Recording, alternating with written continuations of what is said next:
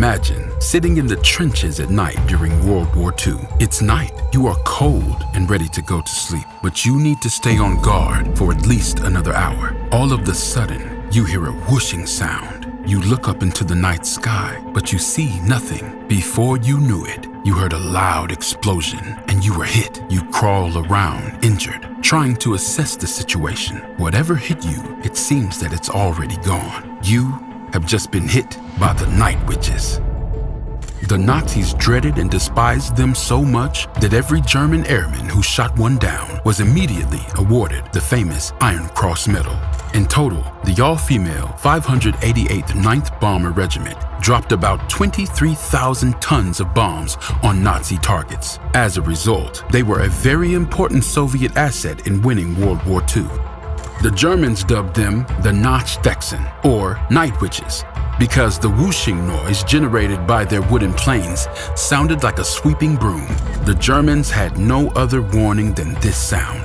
The planes were too small to be seen on radar or infrared locators, says Steve Prowse, author of the screenplay The Night Witches, based on a true story of the female squadron. Because they never used radios, radio locators couldn't pick them up. They were essentially ghosts. It was not the initial choice to use female bombardiers. While women had previously been excluded from combat, the threat of an advancing enemy forced Soviet commanders to reconsider the prohibition. In June 1941, Adolf Hitler began Operation Barbarossa, a military invasion of the Soviet Union. By the autumn, the Germans had advanced on Moscow. Leningrad was under siege, and the Red Army was suffering. The Soviets were in a grave situation.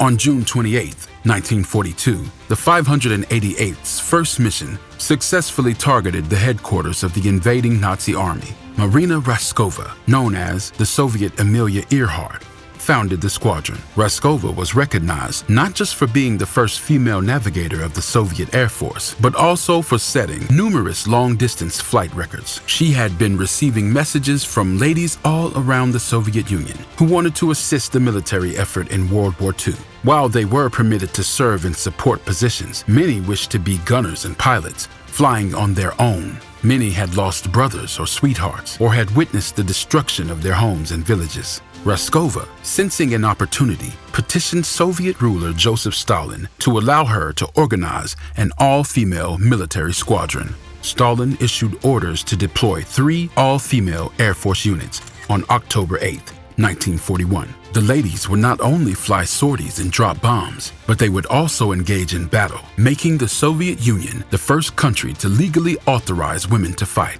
Previously, women could assist in the transfer of planes and munitions, after which men took over. Raskova promptly began to assemble her teams. She chose roughly 400 ladies for each of the 3 sections from around 2,000 applications. The majority were students, aged 17 to 26. Those chosen relocated to Ingles, a tiny village north of Stalingrad, to begin their aviation training at the Ingles School of Aviation. They received a very compressed education, expecting to master in a few months what most soldiers needed years to learn. Each recruit had to train and perform as a pilot, navigator, mechanic, or ground crew member. Aside from the steep learning curve, the women encountered mistrust from some male military officers who believed they offered little value to the war effort. Raskova did her best to prepare her women for these views, but they still had to deal with sexual harassment, long hours, and harsh conditions. The men objected to the small girls being sent to the front lines. It was a man's domain, Prowse said.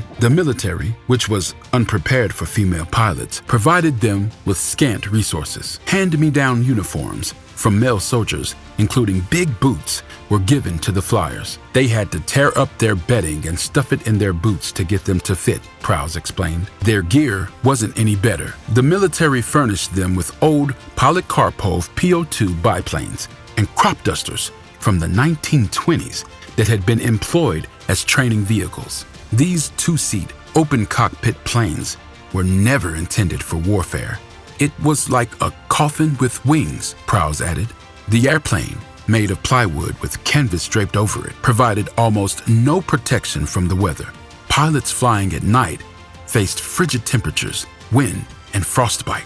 During the brutal Soviet winters, the planes grew so cold that even touching them ripped naked skin off. The pilots lacked various luxury things that their male counterparts enjoyed due to their planes' restricted weight capacity and the military's limited funds. They were obliged to use more primitive instruments, such as rulers, stopwatches, flashlights, pencils, maps, and compasses instead of parachutes, which were too heavy to carry, radar, firearms, and radios. The older aircraft had some advantages. Because their maximum speed was slower than the stall speed of the Nazi planes, these wooden planes could maneuver faster than the enemy, making them difficult to target. They could also take off and land from almost any area. The disadvantage: pilots had to duck when they came under enemy fire. By directing their planes into dives, almost none of the planes carried defense ammunition. Their wooden planes would burst into flames if they were hit by tracer bullets,